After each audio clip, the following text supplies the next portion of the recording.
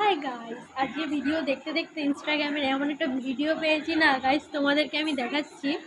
মানে ভগবান এত কষ্ট কিভাবে দেখতে পারে একজনেরকে, মানে এত কষ্ট একজনকে কিভাবে এত দেবে। তোমরা ভিডিওটা দেখো, তারপর কথা বলছি।